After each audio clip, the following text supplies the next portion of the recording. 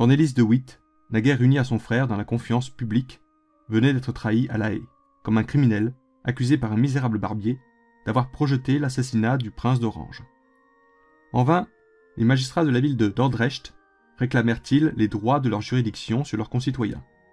Cornelis de Witt fut mis à la torture pour l'obliger d'avouer son crime.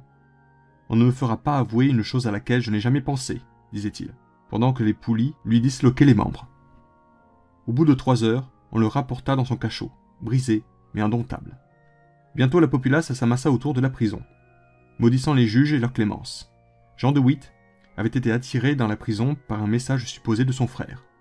Sa fille l'avait conjuré de n'y pas répondre. « Que venez-vous faire ici » s'écria Cornélie en voyant entrer son frère. « Ne m'avez-vous pas fait appeler ?»« Non, certes. »« Alors nous sommes perdus, » dit Jean de Witt avec calme. Déjà, les portes de la prison étaient forcées.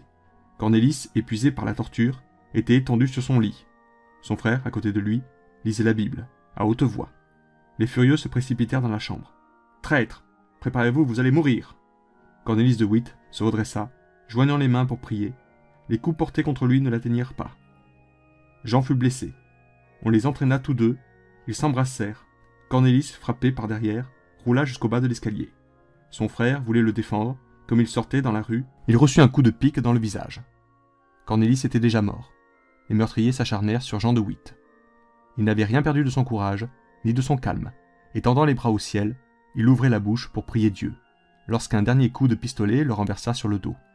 Ce fut seulement la nuit et après les avoir reconnus à grand-peine, tant ils étaient défigurés, que le malheureux Jacob de Witt put faire enlever le corps de ses fils. Il devait bientôt les rejoindre dans le repos éternel.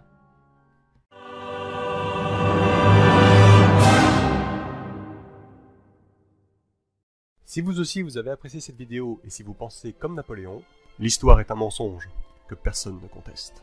Je vous invite à laisser votre avis, liker la vidéo, vous abonner à la chaîne et pourquoi pas partager cette vidéo. Merci.